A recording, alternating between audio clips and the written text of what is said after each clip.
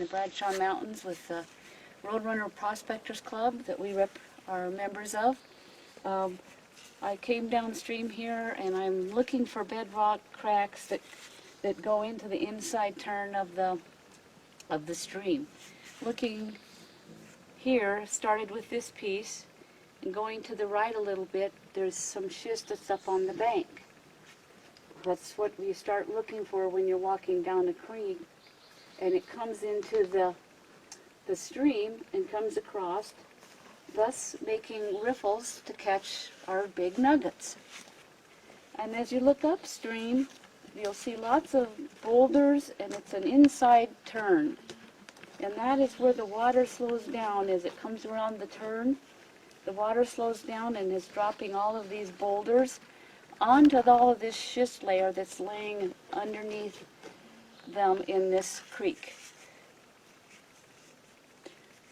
I started down on this side because of the turn and some bigger boulders that are upstream a ways. Thus, going down in, the closest point of the bedrock being, I started there and down. I've reached the bottom here, and I'm getting a gravelly material with lots of large and small rocks that of different sizes. This crack here is going down, and once I've gone deep enough here, I'll get a few bigger ones like this, and they are nice because they're heavy. Even though they're not very big, they're very heavy. So that's a good sign. Then I'm digging. As I dig, I pull this out, and it's a piece of metal, some type of a bar, which is always a good sign. If you're finding metal, it's heavier, and it's actually down in the crack here with all of this other material. So if I get a good pan full, fill it pretty full. I'm using a 1/4-inch screen, and as I get it's enough where I think it's a good point, I will go and pan it downstream in this little mud hole. So let's get ready and let's go see what was in this little hole. Not moving much material, but right in here, if you can zoom in and see, this bedrock is going down, and all of this material has come and dropped in here and come around here. This was the last flood, and it has washed out a lot because it was running pretty fast water, and it's went around this bedrock, goes downstream, and thus being both sides came to a V down there at the point on the bottom end, just before the mud puddle. There's a lot of boulders and rocks and material that stop there. So that would be another good point of a place to crevice, or if that had enough water in that pond, you could run your dredge. And with the spray down bar, it makes it really easy. So, okay, I'm going to take my pan and go down to the... Okay, so I'm setting it down in the water, hanging on to both sides of the pan, really classifying the rocks so that you can get the mud off of these rocks. You want to wash them really good because lots of times a little piece of gold will stick to the backside of these rocks, and you take it and throw it without washing it or looking, you could lose a little plate. So I'll continue washing. At this point, I did not bring another safety pan. Sometimes I use another pan for safety pan. It kind of teaches you to pan, and you're not so fearful of losing any gold if you're a first timer that you just want to come down and pan at the creek. So looking over these, holding them over the pan, the gold pan, my screen, I'll pick them up and look at them and look for the big nugget, which would be awesome to find in this screen. That's what gold prospecting is all about, is finding that big one.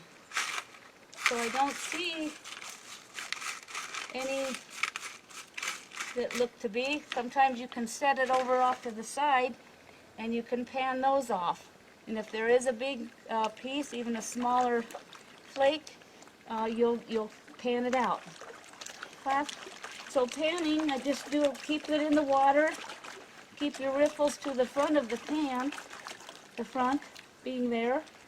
Slowly start swirling and tip as you start to move the material off. Always be able to see the edge of your pan.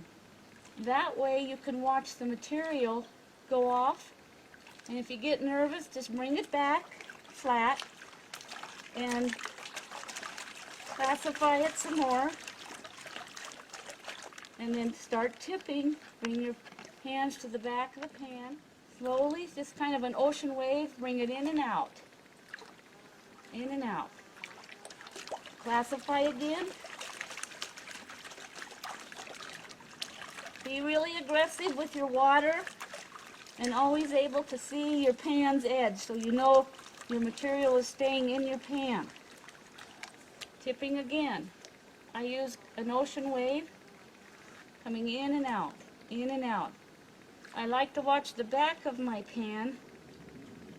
This is where the black sand will start showing off because your lighter material is going off. If you go real slow and this was clear water, you would be able to see it just fade away. Okay, start continuing the process of panning. I do an ocean wave effect, coming in and out lightly. I bring it back flat, keeping very aggressive with your water. Keep lots of water in the pan still. Holding, start tipping forward again, lightly. Now slow it down a little bit. As you can see, I have a lot of black sand up on this top end. So if this was clear water, you would actually see just the fines just floating off into the water. I do that 3 or 4 or 5 times. Bring it back again. Keep aggressive with your water in the pan.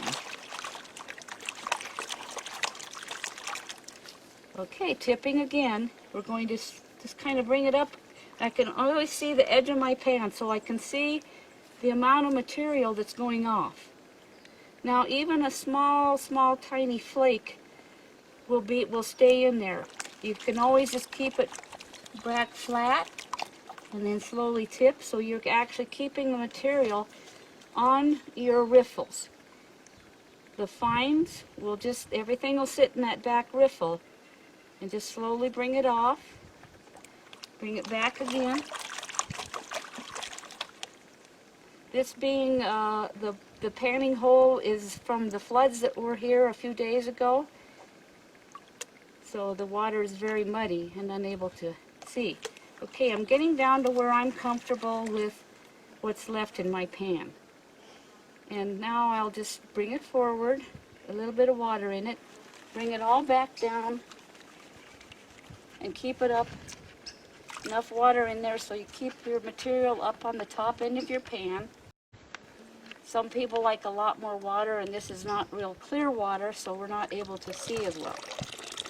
So bringing the water to the back side of your pan, your material to the top side where the riffles are, you're going to slowly let the water come around and start looking on your right hand side. Since I swirl my material, and when I'm classifying, my material goes that way, my gold is usually laying on this right side. So let the water come up and kind of just fan the dirt down a little bit with our black sand. Your material, I have a lot of little rocks in there. I see there's a little piece of metal there. I sort of jiggle sometimes to spread it out, get it thinned out so you can see the really fine ones. Just keep moving it down. Now here's kind of a sign that's always good, is we have a little tack. It's a little piece of like a little nail, tack from something years ago probably. The flood washed in that crack.